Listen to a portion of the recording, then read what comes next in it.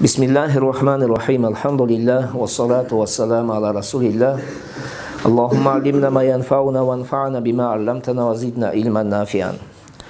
Урматтуу окуучулар, биз Мухтасарул Кудри аттуу китептен сабагыбызды улантып атабыз. Өткөн темада зекетти кимге берсе болот, кимге берсе болбойт деген теманы өткөн экенбиз. Бүгүнкү сабагыбыз питир садакасы тууралуу. Питир садакасыны билесиздер. Рамазан айы кирген кезде, ошол Рамазан айында эсен-аман Рамазан айынын ичинде жашап чыккан адамдардын ар бирине не болот? Милдет болот. Бул орозо туткан адамдар үчүн эмне болот? Ошол намазыбызда жаңылуу саждасын кылабыз го. Намазда жаңылуу саждасын кылабызбы? Ошол намазыбызда кетирген ката кемчилигибизди эмне кылат? Жоёт, оңдоп коёт.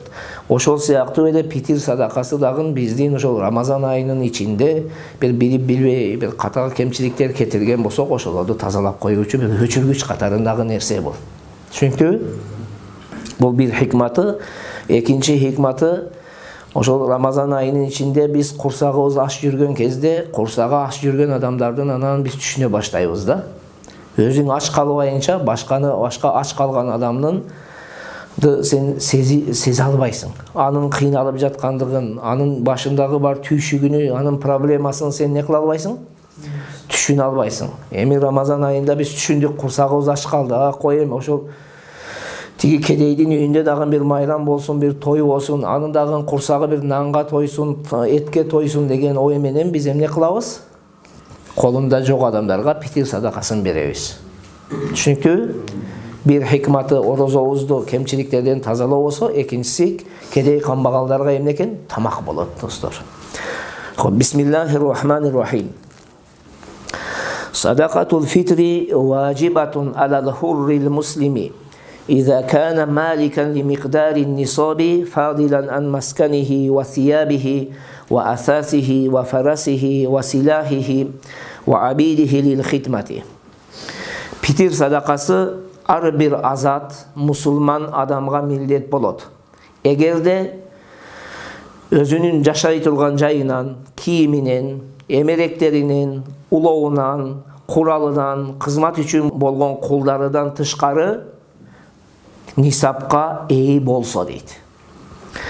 Китептин жазуучусу бул сүйлөмдө бир канча маселени айтып кетти. Биринчиси питир садакасынын өкүмү тууралуу. Экинчиси питир садакасынын милдет болуу үчүн шарттарын айтып кетти. Питир садакасынын өкүмү эмне экен биздин мазхаб боюнча? Важип болот. Питир садакасы берүү эмне экен? Важип. Бирок шарттары кайсылар? Эң биринчиси азат болуш керек. Алал хур деди, туурабы? Азат болуш керек. Андыктан кулга эмне эмес? Милдет эмес. Бирок азыр төмөндө келет, кулдун кожоюну кулдун ордунан берет да. Экинчиси мусулман болуш керек. Кафырга эмне эмес? Милдет эмес. Эгер канчалык капырда мусулман кулу болсо, же мусулман уулу болсо дагы бары бир аларга не эмес? Милдет, капырга милдет болбойт. Мусулман кулу бар. Азыр төмөндө келет да, сенде кулуң бар болсо, кулуңдукун төлөйсүң да. Балагатка жетелек жаш балдарың болсо, балагатка жеткен жетелек жаш балдарың атынан бересиз да. Бирок капыр боло турган болсо, анын мойнуга бул нерселер эмне болбойт? Милдет болбойт. Башка темаларда байкаганыңыздардай, мисалга орозону айтканыбызда, намазды айтканыбызда дагы эки шарт кошумча болот. Ал кайсыл шарттар? Акылдуу болуш керек, балагатка жеткен болуш керек деп. Туурабы? Бирок питир садакасында бул маселе жок, таксылары. Питир садакасында акыл менен, акылдуу болуу менен балагатка жетүү шарт эмес. Акылдуу, акылсызбы, балагатка жеткенби, жетелекби, эмне болот экен? Питир садакасы Абу Ханифа рахматуллахи алейхинин көз карашы боюнча эмне болот? Абу Юсуф менен милдет болот, таксырым. Акылы барбы, жокпу? Милдет болот. Түшүнүктүбү? Бирок качан милдет болот? Иза кана маликан ли миqdari нисаби фадилан ан масканихи. Мындайча айтканда жашай турган жайынан, үйүнүн тиешелүү эмеректерден, идиш аяктардан, улоудан, анан bir kurallardan, kızmat üçün болгон кулдардан ашыкча нисапка ээ болсо дейт. Эки түр нисап бар. Birinci türünü biz zeket temasında aytып өтүп кеттик. Ал кандай нисап? Өсүүчү нисап. 40 koyun болсо, sen аны туу аркылуу өстүрө турган ниетиң болсо, сага эмне милдет болот да ал жерде? Зекет милдет болот. Же болсо 100 грамм алтының болсо, зекет эмне болот де? Өсүүгө мүмкүнчүлүк болгондуктан милдет болот де. Же 5 төбөң болсо, туурабы? Аларга милдет болот де. Экинчи түр нисап бул питир садакасы милдет боло турган нисап. Бул жерде өсүү шарт эмес таксырлары. Бул жерде өсүүчү нисап болуусу эмне эмес экен? Шарт эмес, жакшы эсиңерге алгыла. Араштырбагыла, зекет берүү менен нисапты менен мунун ортосунда айырмалары бар. Зекет берүүдө үйдөгү биздин ашыкча нерселерге зекет милдет болобу, болбойбу? Мисалга үйдө айталы толтура килемди жийип койгонсуз. Сиз иштетпейсиз аны. Толтура өзүңүздүн муктаждыгыңыздан тышкарып төшөктөрдү жыйнап койгонсуз. Толтура китептер турат. Айталы Мухтасар Кудуриден 10 Мухтасар Кудури турат сиздин үйүңүздө. Зекет милдет болобу? Болбойт. Туурабы? Себеби ал бизнес үчүн эмес да. Бизнес үчүн болгондо милдет болот эле. Сенде 5-6 кийимиң турат. Кышкы, жазгы тияк-бияктан эми 3 болуш керек да негизги муктаждык. Сенде 5-6 кийим турат. Ашыкча ошол 3 кийимден ашыкчасы эмне? Ашыкча да. Ага зекет милдет болобу? Жок. Бирок манау маселеде эсептелет таксылары. Питир садакасында ал эмне болот экен? Эсептелет. Сенде бир короң бар. Короңдо толтура үй бар. Туурабы? Мындай тегерети үйлөрдү куруп койгонсуң. Сен өзүң жашай турган жериң канча? Көп болсо 2-3 үйгө жашап атасың. Бир үй өзүң жаша, бир үйүң уулдарың жашап атат, бир үйүң мейли конокторуңа иштеткин. Андан кийинки үй эмне болду? Ашыкча. Ага зекет милдет болобу? Жок, ал саткылык эмес да. Бирок монау маселеде эсептелет. Ошон үчүн бул жерде өсүүчү болуусу не эмес экен? Шарт эмес. А зекетте өсүүчү болуш шарт. Көбөйүп турса, ошондо гана милдет болот. Көбөйүүгө мүмкүнчүлүк шарттары болсо. А бул жерде андай эмес. Түшүнүңүздөрбү? Любой ашыкча нерсе эмне болот? Я. Ашыкча нерсе негизги кажетиңден ашыкча нерсе бардыгы эсепке кирет да. Жанагы 100 грамм алтындын мисалга нисабына жетсе, канча сом эде? 240 000 тегерегинде беле? Ошол 240 000 болсо турган болсо багасы, сиздин мойнуңузга питир садакасын берүү эмне болот экен? Милдет болот. Ошон үчүн биздин элде көпчүлүк адамдарга милдет таксылары. Көп адамда мындай условиялар болушу мүмкүн да. Эми көпчүлүгүнө болбосо дагы бир 50%, 60% адамга милдет. Түшүнүктүүбү? Хоп. ويخرج ذلك عن نفسه وعن أولاده الصغار وعبيده للخدمة. Бул сүйлөмдө китептин жазуучусу эми ошол питир садакасыны кимдин атынан берүү милдет болот. Эң биринчиси يخرج ذلك عن نفسه. Адам жанагындай шарттар табылган адам, мусулман, азат, байлыгы бар адамга эң биринчиден өзүнүн атынан чыгарып берүү милдет болот. Жакшы эсиңиздерге алыңыздар. Питир садакасынын милдет болуусунун шарты эмне экен? Ошол Рамазан айында эсен аман жашаган баштар, адамдар. Рас дегени баштар. Анан кимдин иждивениясы, тамак ашыны берүү сиздин мойнуңузга милдет болсо, ошолордун атынан бере аласыз. Түшүнүктүүбү? Өзүңүз жана сиздин карамагыңызда болгон адамдар, балагатка жетерек балдарыңыз, кыздарыңыз деген сөз да бул. Siz kimge biyilik жүргүз алып, сиздин сөзүңүз өтүмдүү болуп, тамак ашын берүү милдет боло турган болсо, мына жоопкерчилиги сиздин мойнуңа жүктөгөн болсо, ошолордун атынан бере аласыз. Түшүнүктүүбү? Эми караңыз, ошон үчүн эң биринчи ким атынан берет дейт? Өзүнүн атынан берүү бай адамга милдет. Эгер канча орозо тутбаса дагы, бул жерде орозо тутуу шарт эмес. Түшүңүздөрбү? Үзүр менен орозону таштайбы, үзүрсүз таштайбы, айырмасы жок. Рамазан айында эсен аман жашап, орозо айтына жеттиби? Ал кишинин мойнуна эмне болот экен? Питир садака? Милдет болот. Түшүнүңөрбү? Ал мусулманбы? Главный болду. Азат мусулманбы? Орозо тутабы, тутпайбы? үзүр себебинен тутпай жатабы же үзүрсүз тутпай жатабы айырмасы жок. Кыскасы Рамазан айында эсен-аман жашап чыктыбы, Питир орозо айтына жетти, таңга чыкты. Мына эртеси орозо айты деген күнү таңга чыкты. Болду, ал кишинин мойнуна эмне болот экен? Питир садакасы милдет болот. Түшүнүңүздөрбү? Бизде кээ бирлер ойлоп калат да. Бул питир садакасы тек гана орозо туткан адамдар үчүн гана жок. Бул ошол айдын ичинде эсен-аман, Рамазан айында эсен-амандай тирүү акырына чыккан адамдын мойнуна милдет боло берет. Мафхумбу? Экинчиси ва ан ауладихи сигар. Жана өзүнүн балагатка жете элек балдар жана кыздарынын атынан чыгарып берүү эмне экен? Милдет болот. Кедей болсо атасы берет. Бай болсо жанагы жаш баланын өзүнүн байлыгынан алып берилет. Түшүнүктүүбү сөзүм? Я. Экиге бөлүп карайбыз. Себеби азыр кээ бир адамдар бар, атайын балдарына депозит кылып койгон. Балагатка жетелек бала, бирок ага не коюлган банкта? Акчасы бар.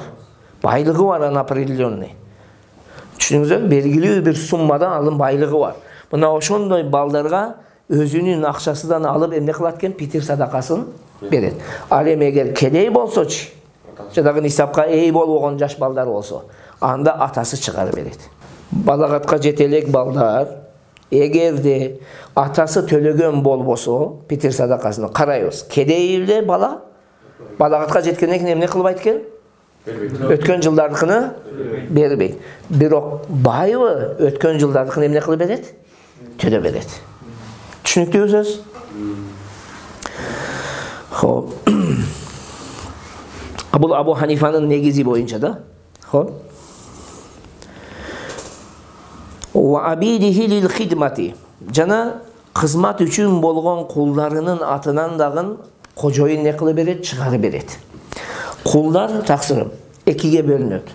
Сиз кызматыңыз үчүн болгон кулдар бар, анан бизнес үчүн болгон кулдар бар. Сиз алып сатасыз. Мурунку доорларда ошондой эле, эски кинолорду көргөн болсоңуздар, кулдарды эмне кылат? Алып келет, сатат, коет, аны кайра сатып алат, жанагы малды бизнес кылгандай эле, кулдарды бизнес кылышат эле. Эми ошол кулдардын арасынан бизнес үчүн болгон кулдардын атынан питир садакасы берүү милдет эмес. Себеби шариатта сани деген сөз жок. Сани деген сөз бул эки жолу бир адамдан эки жолу мындай садака, милдет садака алуу мүмкүн эмес деген сөз. Башкача айтканда, бизнес үчүн болгон кулдардын атынан эмне берилет? Зекет берилет. Ошон үчүн кайра питир садакасын да төлөйсүң десеңиз, ал туура эмес болуп калат шариатта.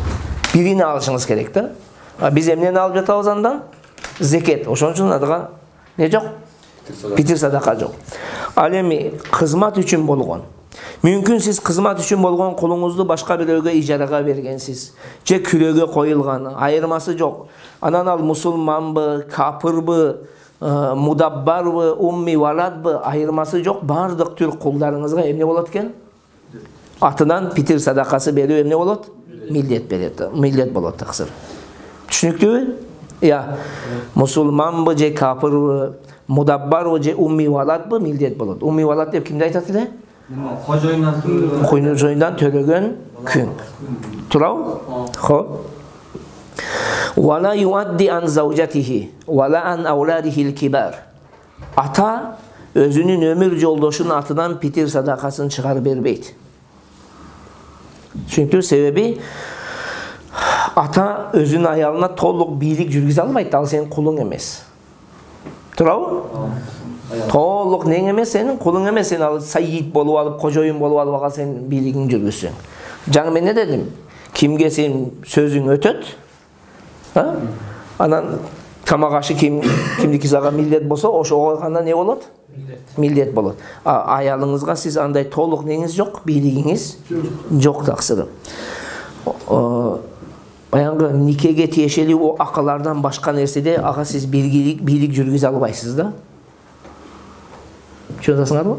Никеде тиешелүү нерселерден башкага бийлик жүргүзө албайсың. Никеге байланыштуу нерселерде гана ал сизге баш ийсе болот. Андан тышкаркы нерседе ал баш ийүүгө милдеттүү эмес да. Бул эрежелер бар да.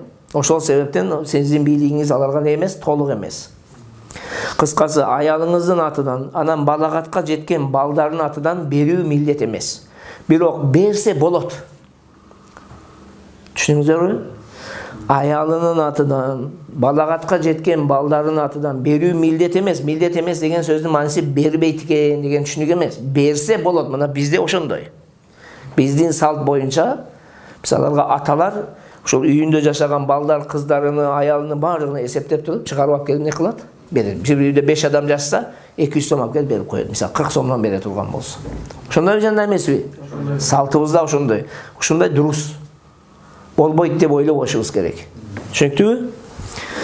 Ва ин кану фи иялихи. Азыр сүйлөмдүн уланса, эгер канча алардын үй бүлөсүндө иждивениясында болсо дагы дейт, милдет эмес дейт. Бул милдет эмес деген маани түшүнүңөр, бирок берсе не дедик? Боло берет.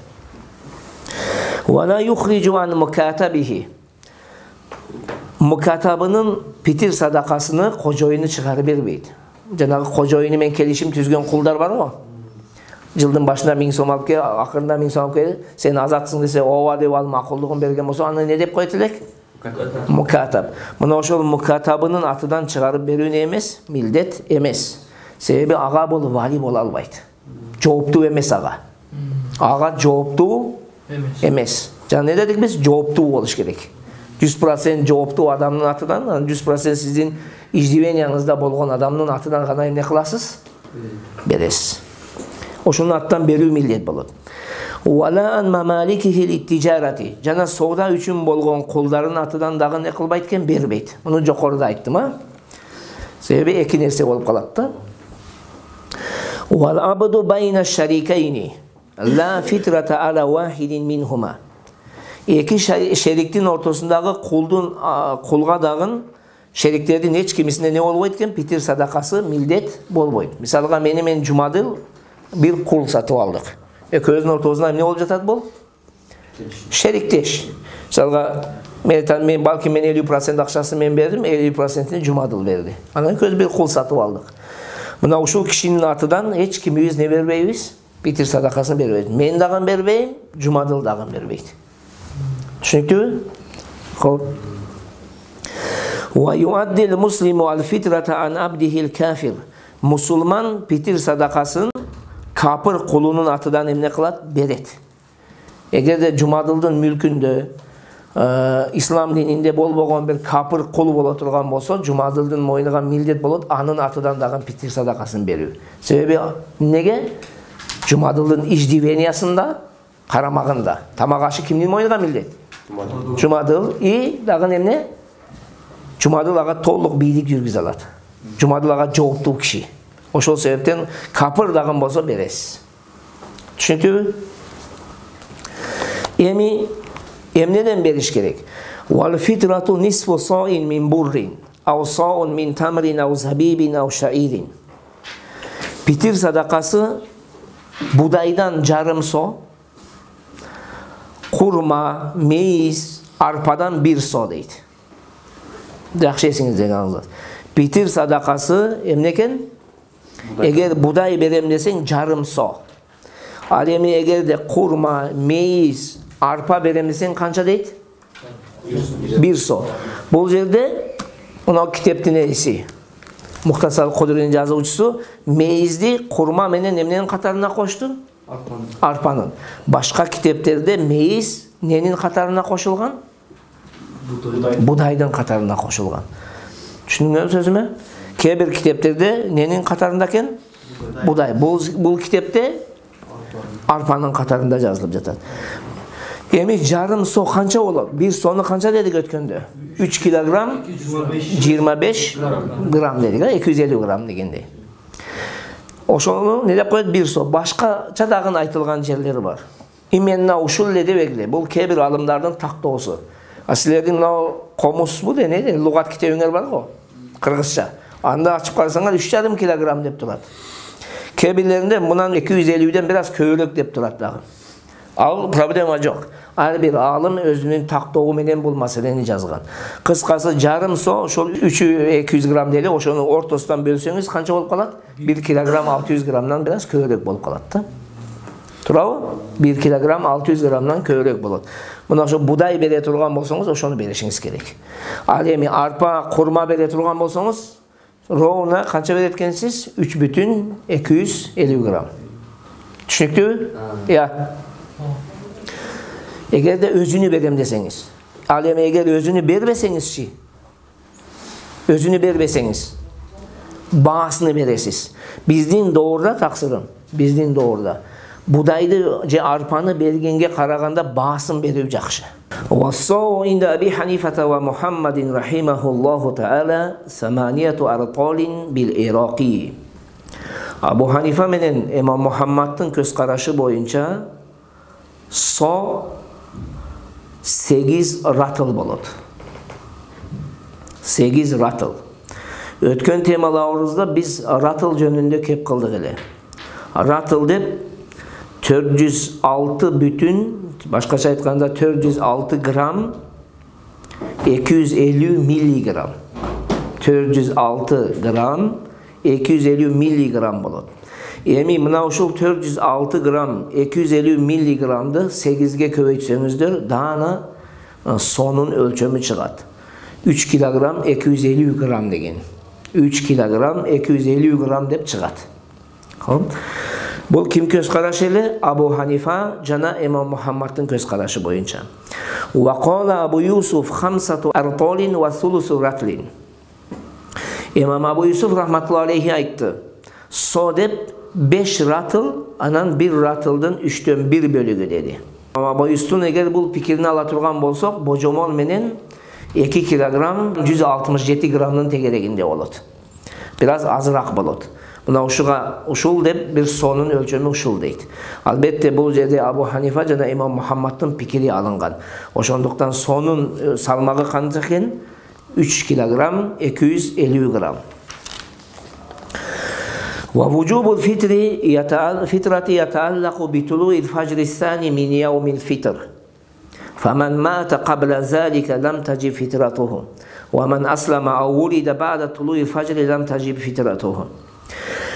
Fitir sadakasının mildet bolusu orozo ait gününün ikinci taң atkanıga baylanat deydi. Başkaça aytkanda çınıgı taң atkan kezde fitir sadakasını berүү emne bolot deydi, mildet bolot. Orozo ayeti günü çınıgı taң atkan kezde fitir sadakası mildet bolot. Andıktan kim oşol günü taңga çıkbay düğüne sala turgan bolsa, fitir sadakası aga mildet bolboyt. Al эми kimde kim taң atkandan keyin İslamды kabul kılgan bolsa, je taң atkandan keyin törөлгөн bolsa, alarga dagы fitir sadakası mildet bolboyt deydi. Эми kiteptin жазуучусу бул маселеде, бул сүйлөмдөрдө fitir sadakasынын mildet боло турган күнүн баяндаган. Кайсыл күнү mildet болот дейт. Biz namaz temasında sizlerge айтып өттүk. 2 taң бар. Birini жалган taң деп коет, экинчисini чын taң деп коет. Мына ушул орозо айты күнү чыныгы таң аткан кезде fitir sadakасы mildet болот. Андыктан кайсыл киши ошол түнү таңга чыкпай исламды кабыл кылган болсо, таңга чыга элек исламды кабыл кылган болсо, таңга чыга элек төрөлгөн болсо, таңга чыга элек кедейибиз бай болгон болсо, fitir sadakасы эмне болот? Анын мойнуна милдет болот. Ошентип таңга чыкса да, түндө исламды кабыл кылып таңга чыкты, түндө бай болуп таңга чыкты, түндө төрөлүп эсен аман не болду? Таңга чыкты. Алардын атынан fitir sadakaсын берүү эмне болот экен? Милдет болот. Ошондой эле ушул эле абалдын тескериси болуп калышы мүмкүн. Эртеси айт деген күнү таңга чыкпай бир бай кедейге айланып калды. Же болосун бир адам, бир мусулман муртат болуп Кудай сактасын динден чыгып кетти. Ошо ойдон таңга чыкты, муртат абалда, кайры дин абалда таңга чыкты. Ал кишилерге эмне болбойт экен? Fitir sadakası mildet bolboyt. Wal mustahabbu an yukhrijan nasu al fitrata yawm al fitri qabla al khuruj ila al musalla. Adamlar namaz okuy turgan orunga baruudun astında ayit günü namaz okuy turgan orunga baruudun astında fitir sadakalarının berүүлөрү eken mustahab bolot. Mına oşol ayit günü biz bamdad namazını okuyuz. Bamdad namazdan keyin emne kılabız? Namaz okuy turgan ploşetка barabız. Je çoң mechitтерге barabız. Juma namazı okula turgan. Mına oşogo чыгуудун астында biz kedey kambagalдардын көңүлүн көтөрүп, аларга дагы бир жакшы маанай тартуулап питир садакасын берүүбүз эмне экен? Мустахаб болот дейт. Фаин каддамуху кабла яумил фитри жаза. Эгер ошол орозо айты күндөн мурун дагы берип койсоңуз боло берет дейт. Орозо айты күндөн мурун дагы берсеңиз болот дейт. Бирок бул маселеде абдан көп пикирлер бар. Эң туурасы фатва берилгени бул мөөнөткө не болгон эмес, чектелген эмес. Сиз Рамазан айы киреликте эле берип койсоңуз боло берет. Рамазан айы киргенден кийин эле берсеңиз болот. Бир жыл мурунда эле берип койсоңуз боло берет. Бул питир садакасы ушундай дейт. Бирок кээ бир алымдарыбыз эмне дейт? Рамазан айынын акыркы 10 күндүгүндө анан берсе гана дурус болот. Кээ бирлер айтат Рамазан айы кирсе анан дурус болот деген дагы эмнелер бар? Пикирлер бар. Бардык пикирлер бар, бирок туурасы ошол фатва берилгени бул мөөнөткө чектелген эмес. Рамазан айы кирүүдөн мурунда эле берсеңиз не экен? Жарай берет. Бирок алымдарыбыздын бир сөзү бар. Кайсыл маселеде талаш болду, ошол талашсыз жагыны тандоо жакшыраак болот да. Талашсыз жагыны алуу. Бардык алымдардын пикири менен амал кылгандай болгон тарабын чогултуп алуу жакшыраак болот. Ошон үчүн эң жакшы Рамазан айынын акыркы 10 күндүгүндө берүү жакшыраак. فإن أخروها عن يوم الفطر لم تسقط وكان عليهم إخراجه. Эгерде орозо айты күнү беришпесе, алардын мойнудан эмне болбойт дейт? Түшпөйт. Алардын мойнуга андан кийин да болсо чыгаруу эмне болот экен? Милдет болуп калат. Кыскасы сөздүн ток этер жери питир садакасы бербегендик менен жанагы курбандык сыяктуу сиздин мойнуңуздан түшпөй калбайт. Ал сиздин мойнуңузга илинет. Аны сиз качан болсоңуз дагы эмне кылышыңыз керек болот? Беришиңиз керек болот. Кудай таалам туура түшүнүк берсин. Бардыгыбызды ушул питир садакасын берүүчүлөрдөн кылсын. Туура жолудан тайдырбасын. Амин я раббал аламин. Саламу алейкум ва рахматуллахи ва баракатух.